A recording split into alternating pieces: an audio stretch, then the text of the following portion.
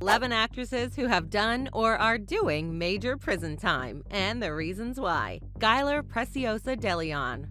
There once lived a couple by the name of Thomas and Jackie Hawk. They had a small trawler-turned-yacht called the Well-Deserved, with a range of 2,500 miles and amenities like teak staterooms that they wanted to sell for around $440,000. The reason behind the sale was so they could leave their itinerant lifestyle, buy a house, live nearer to their grandkid, and see some flowers grow on something that ain't pitching and bucking 24/7. Once the ad for the boat sale went out, Skyler Delon reached out to the couple, saying she had been a child actor who had invested her earnings in real estate and offering to take the boat off their hands for the posted price. She and her pregnant wife helped convince the cautious Hawks that they needed to take the boat out on the water for a sea trial and see how it performed before they could shell out the asking price. On the day of the cruise, the Hawks, Skyler, and two of her friends got on the Well-Deserved for a little sailing, with the Hawks not been seen since then.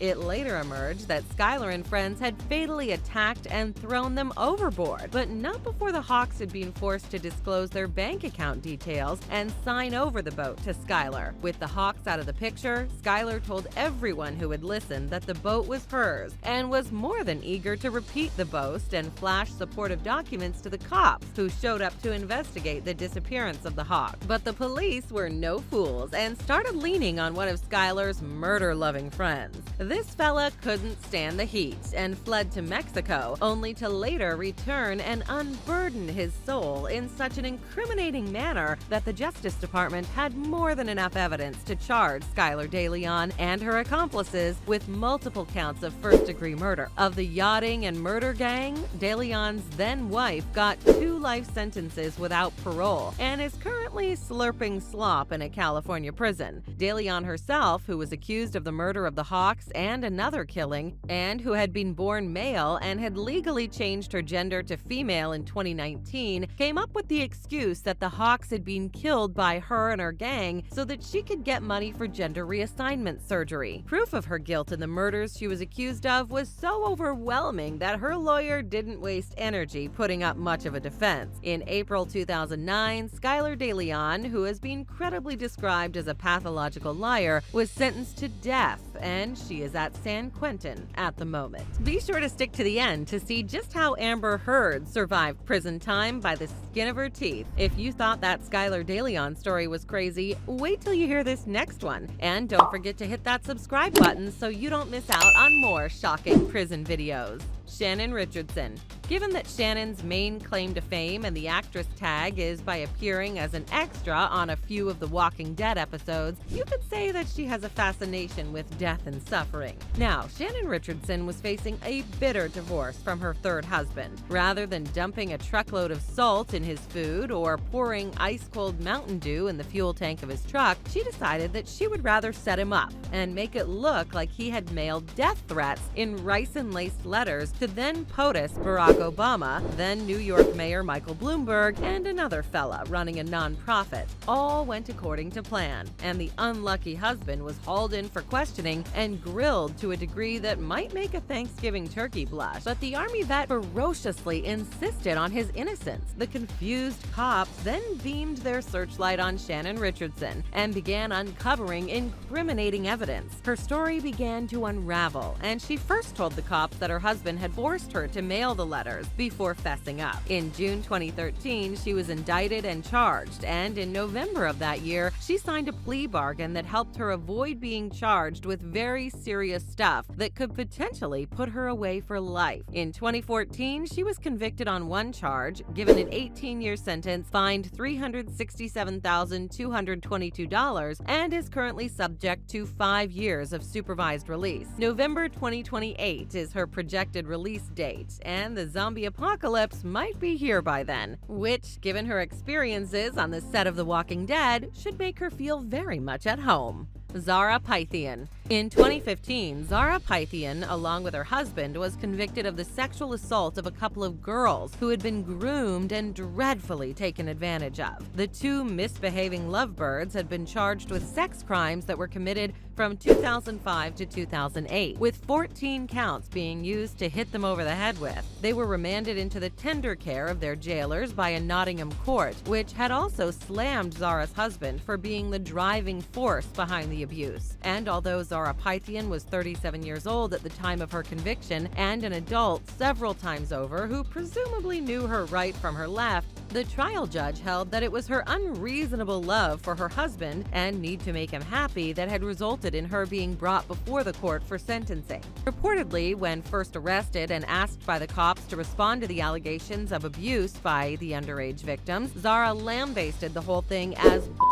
and had throughout the trial maintained her innocence, and that's despite the overwhelming evidence against her. The impact statement of one of the victims said that she had been robbed of her innocence and left unable to form honest and lasting relationships, while the statement of the other reported that the news of what had happened had just about snapped her mom's spirit in half. Zara, who had made a good living as a stunt woman and actress rather than being all gloomy at her sentencing, proved friendly enough to wave at the public gallery of the courtroom, where her supporters were shouting themselves hoarse in support. Perhaps Dr. Strange might have something to say about the spectacle. Meanwhile, Zara has since applied herself to making Foston Hall Prison, Derbyshire, as spotless as possible. To that end, she's taking an industrial cleaning course and could be the best cleanup artist in the British Isles by the time she's through with her sentence. Jen Shaw. Jennifer Shaw has been a Real Housewives of Salt Lake City cast member since 2020, with the show being focused on the lives and careers of supposedly some of the most interesting ladies that Utah could boast of. When asked on Housewives Nightcap in late 2020 what she did for a living, she had this to say: "I own 3 different marketing companies, and we do lead generation, data monetization, and customer acquisition. The best way to describe it is I'm the Wizard of Oz. I'm the one behind the curtain that no one knows exists, but I'm the one making everything happen. So ads are popping to you guys, and they're like, how the hell do they know I'm shopping at Neiman Marcus? That's me," she continued. If you think about it, you know how much traffic is on the internet every second, all the people clicking.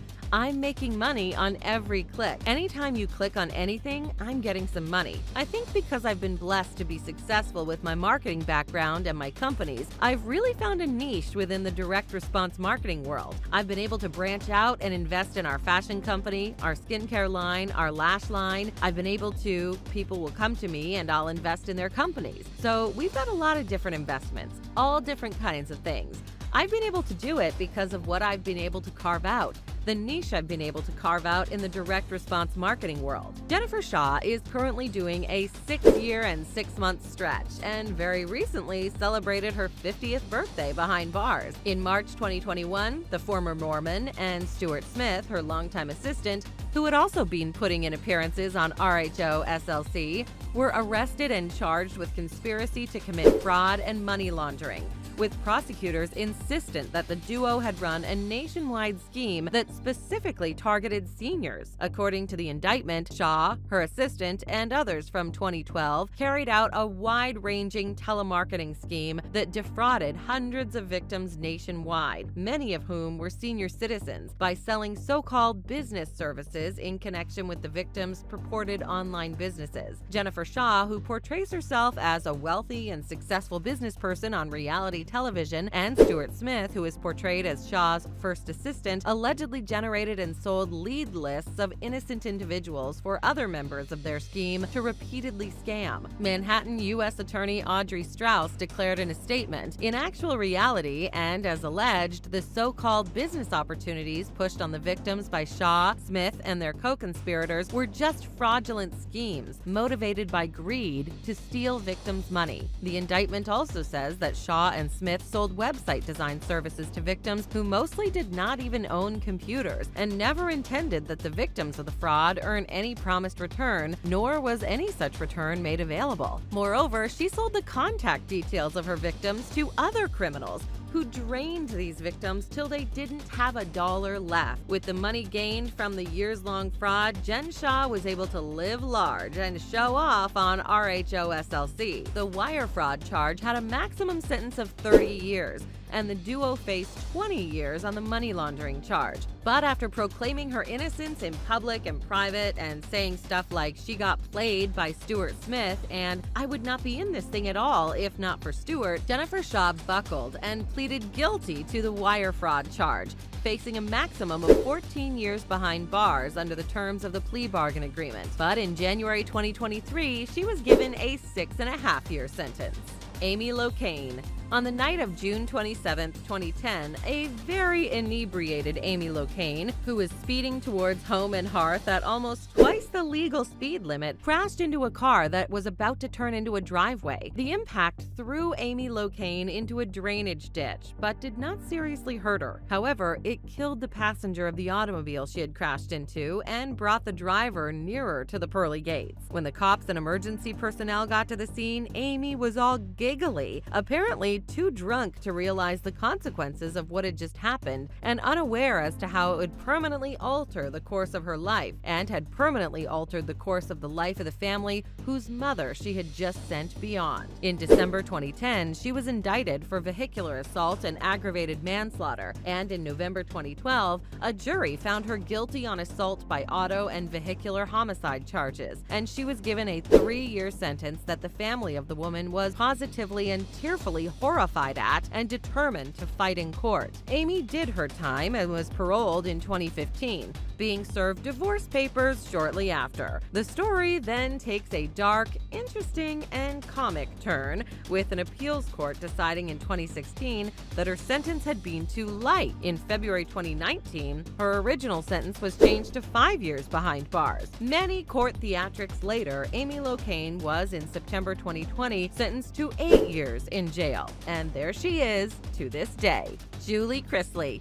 In June 2022, Julie and Todd Chrisley of Chrisley Knows Best were convicted of not paying taxes when due and obtaining loans under false pretenses. The moolah fraudulently acquired from banks to the tune of $30 million plus was used not for investment, donations to the arts and sciences, or real estate purchases, but to fund an expensive and headline-making lifestyle that was meant to put the less well-heeled in their place. After being indicted in 2019 on tax evasion, conspiracy, bank, and wire fraud charges, and found guilty of everything, Julie, in November 2022, got a 7-year sentence, with her hubby making due with a 12-year sentence. The duo was reportedly shocked and dismayed at the thought of spending time in the loving arms of jail and are planning appeals. Unsurprisingly, the trial and subsequent conviction of the Chrisley Knows Best main characters resulted in the show and spin-offs being canceled by USA Network till further notice. Producers of the show reportedly do not think well of Julie and her family because they were repeatedly and vigorously assured of the innocence of the couple and told the whole thing would sooner rather than later blow over and things would go back to normal. In an amazing turn of events, Todd's 77-year-old mom reportedly committed perjury on the stand during the sentencing of the couple and had been apparently told by Todd and Julie to lie for them and take a little bit of the fall. According to the prosecuting attorney for the state, Todd and Julie were a walking crime wave who lie and cheat whenever possible and were career swindlers who have made a living by jumping from one fraud scheme to another, lying to banks, stiffing vendors, and evading taxes at every corner. Plans by Julie to serve her sentence at home till her adopted daughter is of age by telling the judge that the 10-year-old girl was disinclined to stay alive if Julie goes away to jail failed to work as planned. And rather than accept that they did something wrong, the couple still believes that they are sacrificial lambs who are being made examples of solely because of their fame. In a recent statement released to the press, Todd and Julie noted that they were people of faith, accused the government of lying to the jury, said their trial had been marked by many grievous errors, blamed everything on their accountant, mentioned their optimism, and have been furiously sharing cryptic and self-pitying posts on social media. Tammy Lynn Sitch.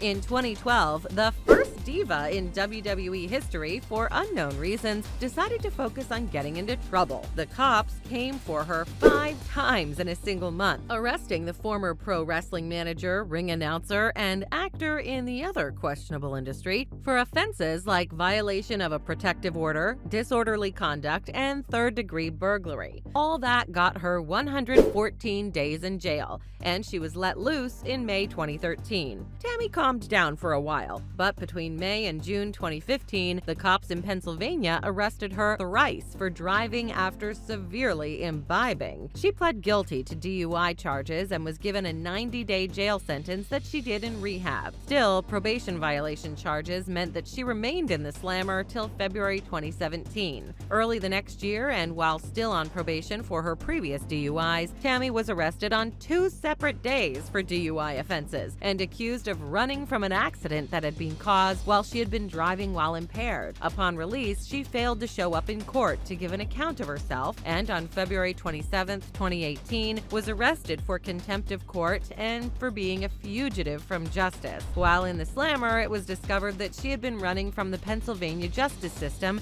and she was speedily sent there, but was paroled in October 2018. In February 2019, a bench warrant was issued, her parole was revoked, and she was brought back to jail later that month and put into the tender arms of the New Jersey cops to explain the outstanding warrants against her. Then on March 20th of that year, she was sent back to Pennsylvania to answer the charges against her in that state. All this back and forth resulted in Tammy Lynn Sitch spending over a year in the slammer and being released in February 2020. But in July 2020, she was arrested for driving while her license was suspended, running from a cop, and violating a restraining order, with freedom coming in June 2021 via a court order. On January 13th, 2022, Tammy was arrested in New Jersey for having a weapon, scissors, and talking smack about brutally hurting someone. The someone in question was a person she was intimately involved with, and Tammy was released the following day, but ordered to check in regularly with the justice system, and faces a maximum sentence of 11 years for this offense alone.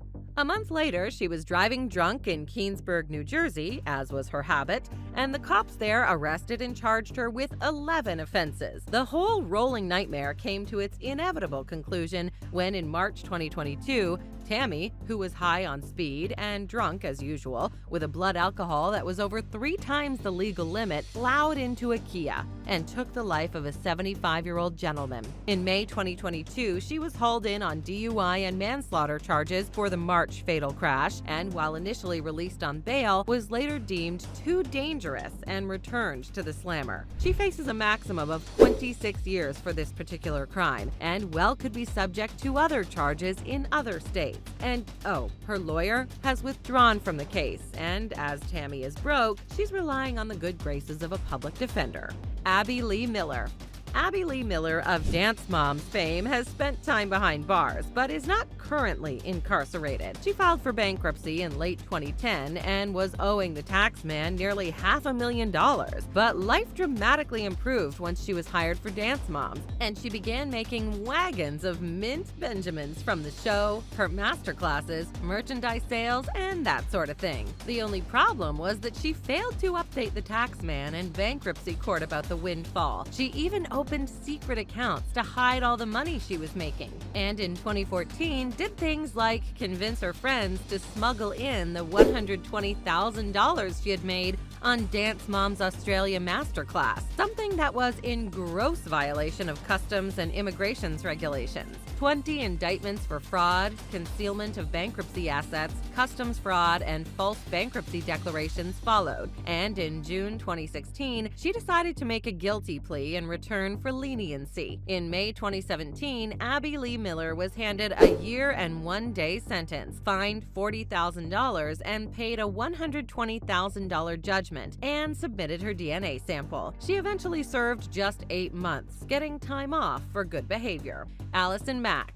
Mack is another actress who was released early. You see, by 2006, most of the world was in awe and love with Allison Mack, and her Chloe Sullivan character was arguably the most popular on the show Smallville, which ran from 2001 to 2011. 2006 was also the year that Allison Mack sought to find new sources of excitement by joining a cult called NXIVM. By 2015, she was in charge of a NXIVM subgroup and was responsible for procuring so-called slaves for the founder, getting incriminating material on these slaves, obtaining rights to their assets, and branding them with the founder's initials. The latter ritual reportedly took an incredible 30 minutes per person and was made all more memorable by Mack shouting, "Feel the pain, feel the love," as initiates writhed on the floor as they were being branded. Well, the FBI had a rather dim idea of all this, and in 2018, they hauled in Allison Mack and charged her with sex trafficking and forced labor. Facing a 15 to life sentence and with no Superman on the horizon to save her, she opted to sign a plea bargain and testify against the NXIVM founder. And this resulted in the fella getting a 120-year sentence in October 2020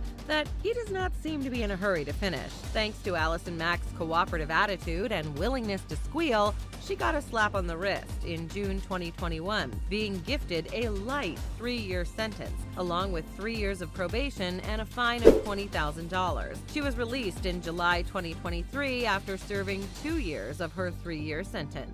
Amber Heard. The year was 2015, and Amber Heard was still apparently very much in love with Johnny Depp and could barely bear to be separated from him for long. Then Johnny had to go to Australia to film a Pirates of the Caribbean movie, and she got tired of pining for him and decided on a short visit. Only she did not go alone, with 2 Yorkshire Terriers accompanying her. The problem, though, was that you couldn't just fly into Australia with dogs. You had to get a permit, and the dogs also had to be quarantined for 2 weeks, and anything other than that made you eligible for up to 10 years behind bars, plus a $75,000 fine. Amber Heard got around the quarantine and permit provisions by smuggling in the canines, but their presence was eventually revealed when she took them to a dog groomer. This ignited a social media brouhaha, and the Australian Minister of Agriculture was so apoplectic that he threatened to have the dogs put down. Johnny and Amber wisely had the dogs flown home, and the couple apologized to the country via a YouTube video. Amber also later pled guilty to falsifying travel documentation